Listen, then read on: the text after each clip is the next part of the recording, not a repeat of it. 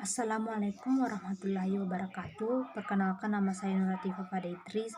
Saya membuat video ini untuk memenuhi UTS dari Pendidikan Agama Islam. Saya di sini akan menjelaskan 5 materi.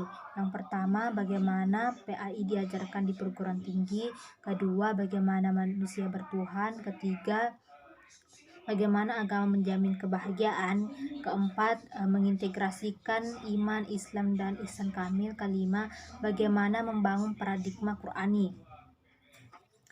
Sebelum saya menjelaskan kelima materi tersebut, izinkan saya untuk mengucapkan Alhamdulillahirabbil alamin, wassalatu wassalamu ala asrofil anbiya'i wal mursalin wa ala alihi washabihi ajmain, amma ba'd. Baik, materi pertama adalah bagaimana PAI diajarkan di perguruan tinggi. Sejak kita kecil, kita sudah diajarkan pendidikan agama Islam waktu kita kecil, seperti belajar mengaji dan menghafal surah dan lain-lain. Lalu diajarkan lagi saat SD, SMP, SMA, sampai perguruan tinggi. PAI sangat penting diajarkan di perguruan tinggi agar keimanan kita tetap terjaga. Apalagi sudah banyak di antara kita yang lalai dengan aturan agama Islam. Ini dikarenakan kita mulai mengenal dunia secara luas. Contohnya pergaulan kita di perguruan tinggi. Kita sudah mengikuti beberapa organisasi yang mungkin membuat kita lalai terhadap aturan agama Islam dan lebih mementingkan kegiatan tersebut. Akhirnya kita akan lupa akan keberadaan Allah Subhanahu wa Ta'ala. Saya akan menyebutkan beberapa manfaat PAI diajarkan di perguruan tinggi. Yang pertama, menambahkan pengetahuan agama bagi mahasiswa. Maksudnya, dengan belajar PAI, kita bisa mengetahui tentang apa saja yang berhubungan dengan agama Islam. Di agama Islam banyak sekali aturan-aturan yang belum kita ketahui karena tidak mendalami secara betul agama Islam. Padahal agama Islam itu sangatlah luas ilmunya.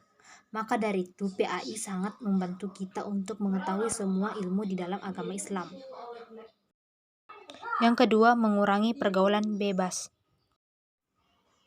Saat kita sudah menjadi mahasiswa, kita telah menyadari bahwa di sekitar kita sudah banyak yang melanggar norma agama, seperti melakukan seks bebas dan memilih teman yang jauh terhadap agama. Tanpa disadari, kita juga akan ikut bergabung dengan mereka jika kita sudah terbawa hawa nafsu dan mengikuti jejak mereka dalam pergaulan bebas. Pendidikan agama Islam menganjurkan bagaimana kita harus memilih teman yang baik dan tidak terjerumus pada hal-hal yang buruk. Ini sudah ada di dalam Al-Quran pada surah Al-Furqan ayat 27 sampai ayat 28. Yang berbunyi, wa yauma ya'addu zalimu ala yadayhi yaqulu ya laitani takhaztu ma'ar rasuli sabila ya wailata laitani lam attakhiz fulanan khalila, yang artinya, dan ingatlah pada hari ketika orang-orang zalim menggigit dua jarinya, menyesali perbuatannya, seraya berkata, wahai sekiranya dulu aku mengambil jalan bersama Rasul. Wahai celakalah aku, sekiranya dulu aku tidak menjadikan si fulan itu teman akrabku.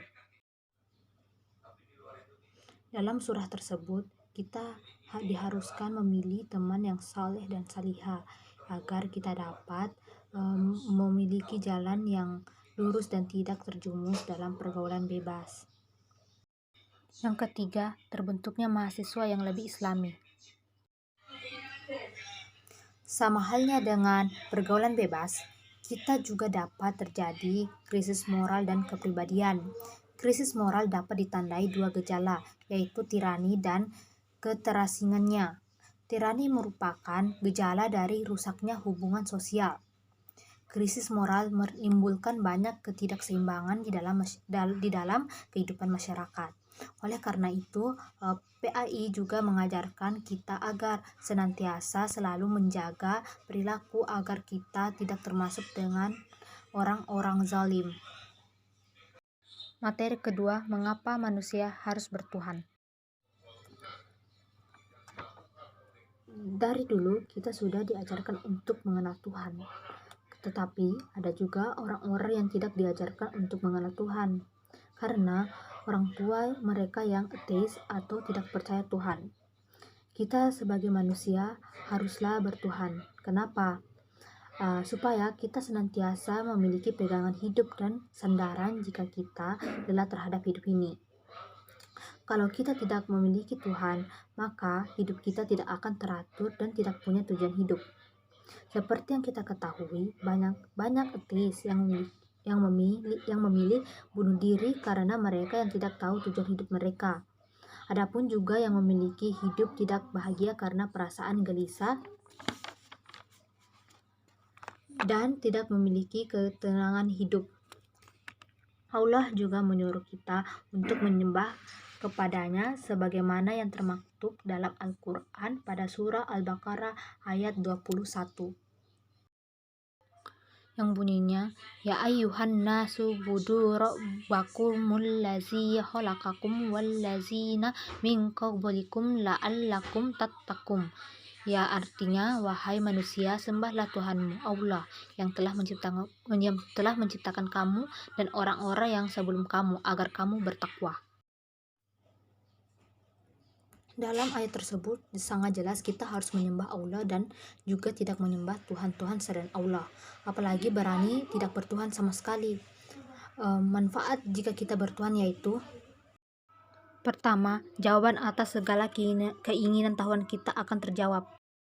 Sebagaimana manusia, kita punya naluri keinginan tahuan lebih tentang penciptaan semesta alam. Pertanyaannya itu seperti bagaimana bumi diciptakan dan apa tujuan manusia diciptakan di dunia ini. Semua pertanyaan tersebut akan terjawab jika kita bertuhan dengan Tuhan yang tepat, yaitu Allah Subhanahu wa Ta'ala. Kedua, hidup akan teratur.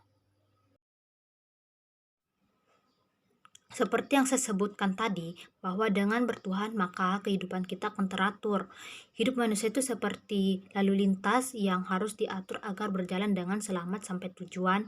Begitulah tadi mengapa dan bagaimana manusia harus bertuhan.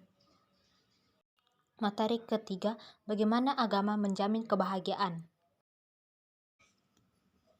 Dalam agama Islam, kebahagiaan adalah kehidupan yang mengarah ke kebahagiaan dunia dan akhirat.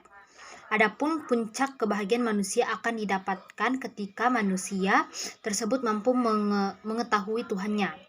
Menurut Al-Ghazali, ada dua kebahagiaan dalam Islam, yaitu kebahagiaan hakiki yang diperoleh dari iman, ilmu, dan amal. Yang kedua, kebahagiaan majasi.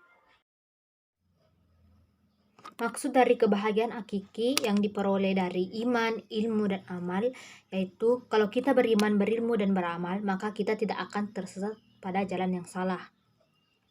Di situ kita akan merasa tenang dan bahagia. Allah juga sangat menyukai orang-orang seperti itu. Oleh sebab itu, mereka akan dimasukkan ke dalam surga karena telah bersusah payah mendapatkan kebahagiaan dari memperoleh tiga hal tersebut. Maksud dari kebahagiaan majasi yaitu kebahagiaan duniawi. Artinya kebahagiaan yang kita dapatkan di dunia ini.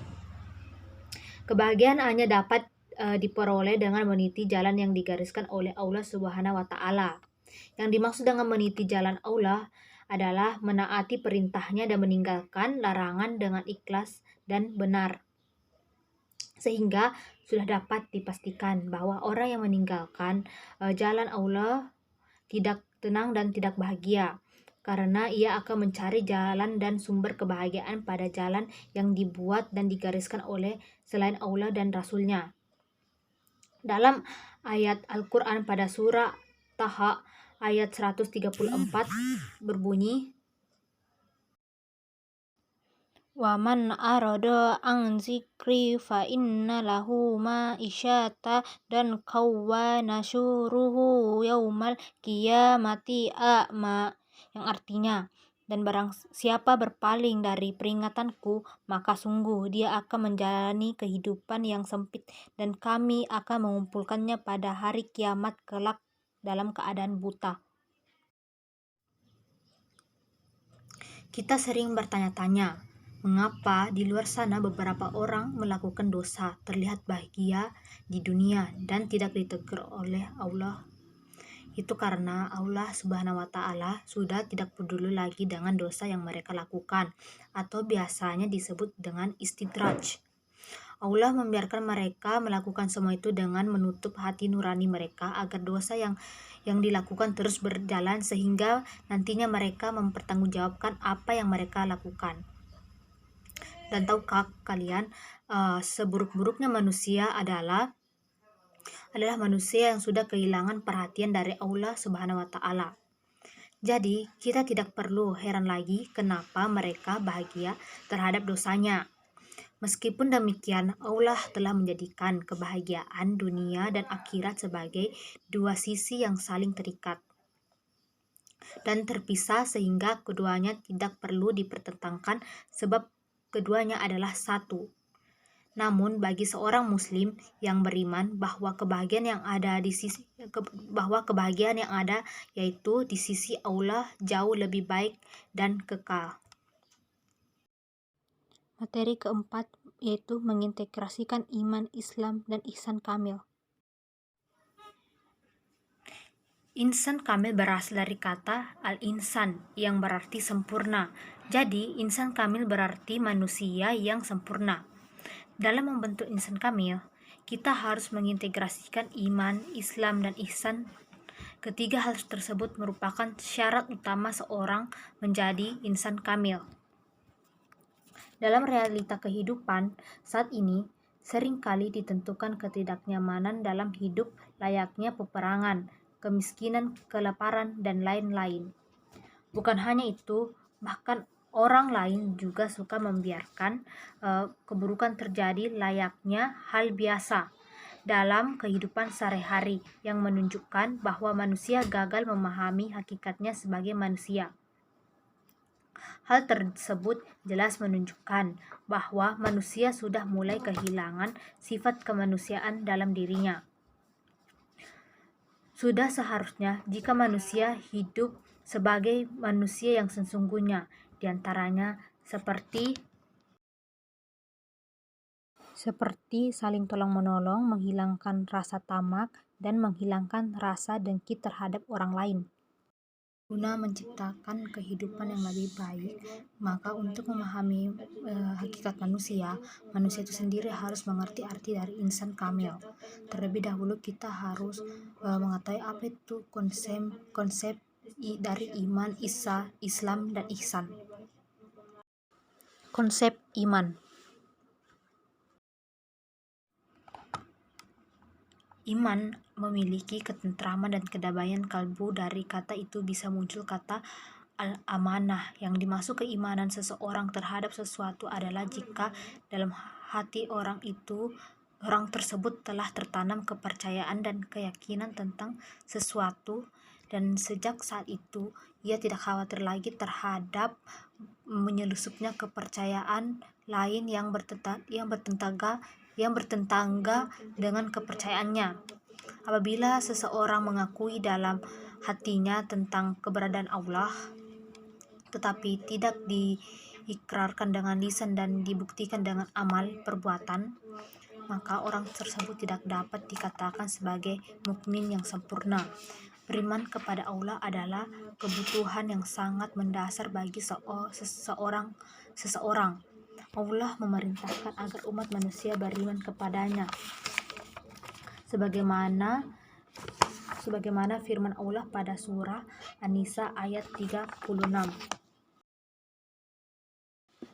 Bunyinya, ya ayyuhallazina aminu billahi wa rasulihi wal kitabillazi nazzala ala rasulihi wal kitabillazi anzala min qabl wa ma yakfur billahi wa malaikatihi wa kutubihi wa rusulihi wal yaumil akhiri faqad dolla dolalam ba'ida, yang artinya Wahai orang-orang beriman, tetaplah beriman kepada Allah dan Rasul-Nya Muhammad dan kepada kitabnya Al-Quran yang diturunkan kepada Rasul-Nya serta kitab yang diturunkan sebelumnya. Barang siapa ingkar kepada Allah, malaikat-malaikatnya, kitab-kitabnya, rasul-rasulnya, dan hari kemudian, maka sungguh orang itu telah tersesat sangat jauh. Dalam kasus ini, iman di sini lebih merujuk kepada keenam rukun iman. Yang pertama, percaya kepada Allah, kedua, percaya kepada malaikat-malaikatnya, ketiga, percaya kepada kitab-kitabnya, keempat, percaya kepada rasul-rasulnya, kelima, percaya kepada hari akhir, keenam, percaya kepada qada dan qadar. Konsep kedua yaitu konsep Islam. Islam sendiri secara bahasa memiliki banyak pengertian. Beberapa di antaranya yaitu pertama, berserah diri atau aslama, yang kedua, tunduk patuh atau istislam, yang ketiga, bersih atau suci atau bisa dibilang salim, yang keempat, salam atau sejahtera, yang kelima, perdamaian. Yang masing-masing sudah dijelaskan di Al-Quran. Islam yang dimaksud dalam hal ini adalah rukun Islam, yaitu tindakan dasar dalam Islam yang dianggap sebagai pondasi wajib bagi orang-orang beriman dan merupakan dasar dari kehidupan Muslim. 5 rukun Islam antara lain, pertama, mengucapkan dua kalimat syahadat, yang kedua, mendirikan salat, yang ketiga, berpuasa di bulan Ramadan, keempat, membayar zakat, dan yang terakhir, pergi haji jika mampu. Konsep ketiga yaitu konsep ihsan. Kata ihsan artinya berbuat baik, yakni perbuatan seseorang untuk melakukan perbuatan yang ma'ruf dan menahan diri dari dosa. Karena itu, ihsan adalah kamu menyembah Allah seakan-akan Allah melihatmu. Jika kamu tidak melihatnya, maka sesungguhnya Allah melihatmu. Ihsan adalah akhlak hasil ibadah serta muamalah. Seorang muslim hendaknya mencapai tingkat ihsan apabila ia telah mengerjakan ibadah dengan sebaik-baiknya. Jadi, iman, Islam, dan ihsan memiliki keterikatan. Iman tertanam dalam hati dan Islam terlihat amal perbuatannya, sementara ihsan meliputi keduanya, tertanam di hati serta seluruh amal perbuatannya. Materi kelima yaitu bagaimana membangun paradigma Qur'ani. Al-Quran merupakan sumber utama ajaran agama Islam dan satu-satunya kitab suci yang masih asli. Pertanyaan kita, apa yang dimaksud dengan paradigma Qur'ani? Paradigma Qur'ani adalah cara pandang dan cara berpikir tentang suatu realitas atau suatu permasalahan berdasarkan Al-Quran. Berikutnya, mengapa Al-Quran dijadikan paradigma? Itu karena Al-Quran mengandung gagasan-gagasan yang sempurna mengenai kehidupan. Al-Quran mengandung suatu ajaran murni yang bersifat metahistoris. Paradigma Qur'ani penting bagi kehidupan kita karena pertama, menegakkan pokok-pokok tauhid. Akidah merupakan dasar kehidupan bagi umat muslim.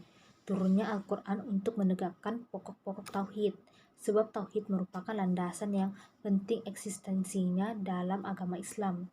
Jika kita tidak memegang prinsip tauhid, maka tindakan tersebut termasuk syirik atau dosa besar.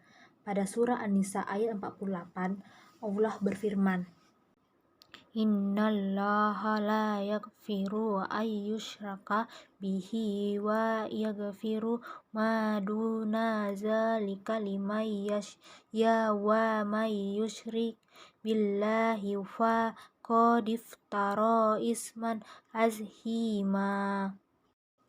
Kedua, mensahkan akidah tentang kenabian dan kerasulan. Al-Quran menjelaskan keperluan manusia terhadap kenabian dan kerasulan. Kemudian Al-Quran juga menjelaskan tugas-tugas Rasul, terutama pada tugas pemberi kabar gembira dan peringatan. Ketiga, meneguhkan keimanan terhadap akhirat dan keyakinan akan adanya balasan yang akan diterima di akhirat. Maksudnya bahwa Al-Quran meneguhkan beberapa akidah di dalam diri kita agar mempercayai hari akhir. Di dalam Al-Quran Allah telah memperingati manusia bahwa hari akhir akan benar-benar terjadi di masa depan. Oleh sebab itu manusia tidak boleh melebihi batasnya masing-masing. Jadi itulah kelima materi yang saya jelaskan. Jika ada salahnya mohon dikritik dan sarannya, karena saya pun manusia yang tak luput dari kesalahan. Terima kasih sudah menonton video ini walaupun masih banyak kurangnya. Saya ucapkan wabillahi taufik wal hidayah. Wassalamualaikum warahmatullahi wabarakatuh.